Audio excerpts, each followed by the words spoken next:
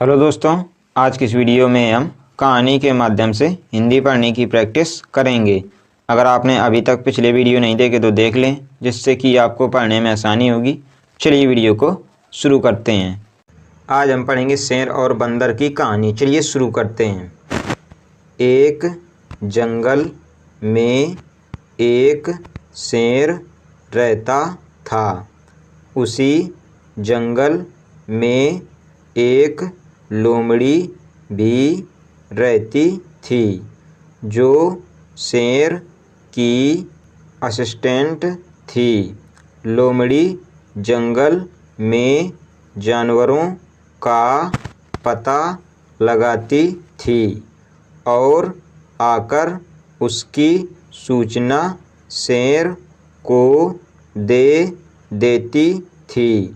शेर बड़ा ही खूंखार और क्रूर था। वह आवश्यकता से अधिक जानवरों का शिकार करता था।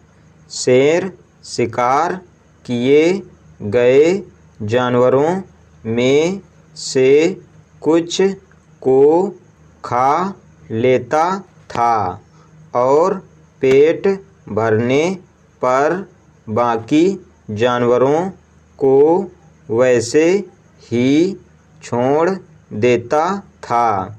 इस प्रकार आवश्यकता से अधिक जानवरों का शिकार होने से जंगल के सारे जानवर खत्म हो गए। अब शेर और लोमड़ी के भूखे मरने की नौबत आ गई।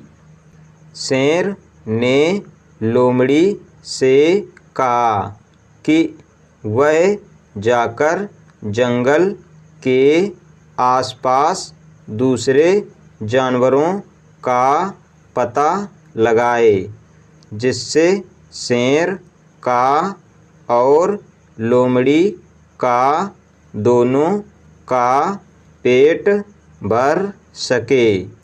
उसी जंगल से कुछ दूरी पर एक बहुत बड़ी नदी बहती थी और नदी के बीच में एक बहुत बड़ा टापू था।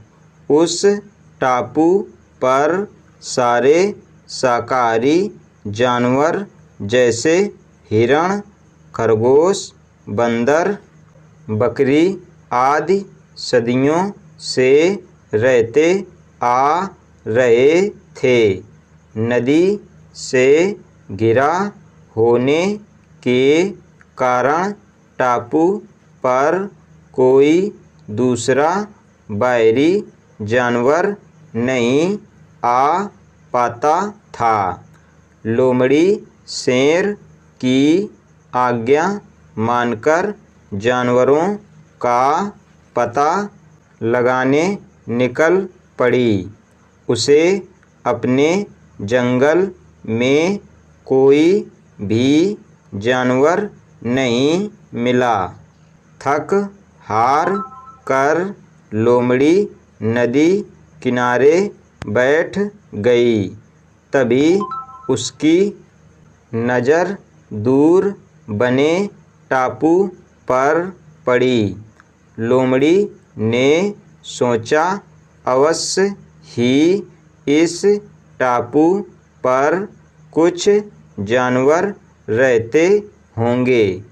ऐसा सोचकर लोमड़ी तैरकर टापू पर जाकर देखती है तो वहाँ बहुत से शाकाहारी जानवर थे, किंतु कोई भी मांसाहारी अथवा शेर को चुनौती देने वाला जानवर नहीं था।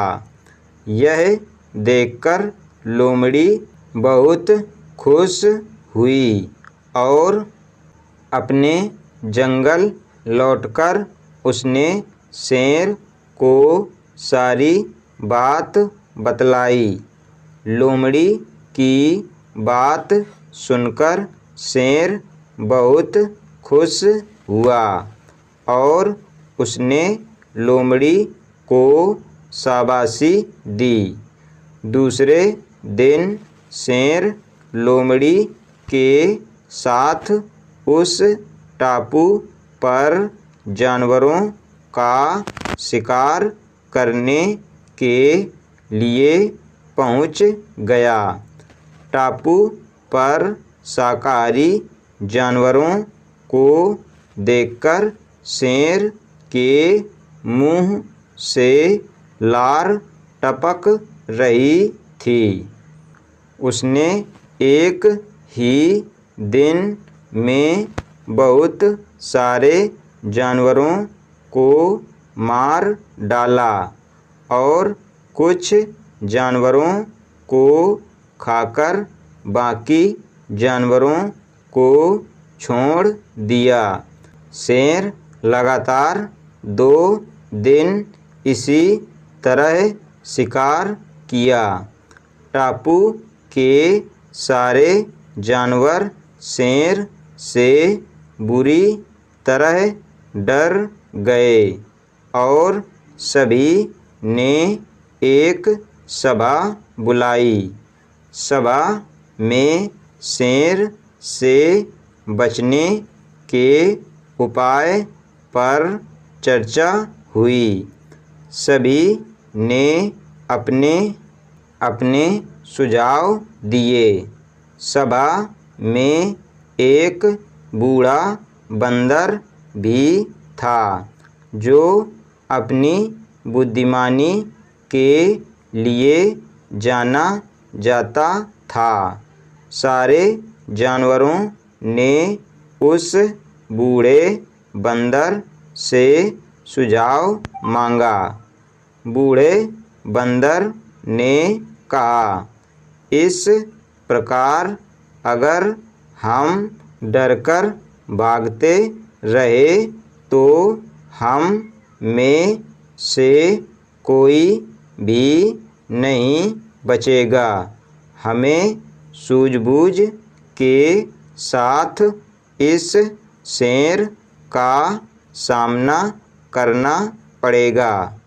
जंगल के दूसरे जानवरों ने बंदर से पूछा कि उनके पास शेर के समान ना तो बड़े दांत हैं और ना ही तेज नाखून, वह शेर का सामना कैसे कर पाएंगे। बूढ़े बंदर ने कहा, हमें आमने सामने की लड़ाई नहीं लड़ना है, बल्कि युक्तिपूर्ण तरीके से शेर को खत्म करना होगा। जानवरों ने बंदर से आगे की योजना बनाने के लिए बंदर से कहा। सबके अनुरोध करने पर बंदर ने एक योजना बनाई जिससे बड़ी आसानी से शेर को मारा जा सकता था।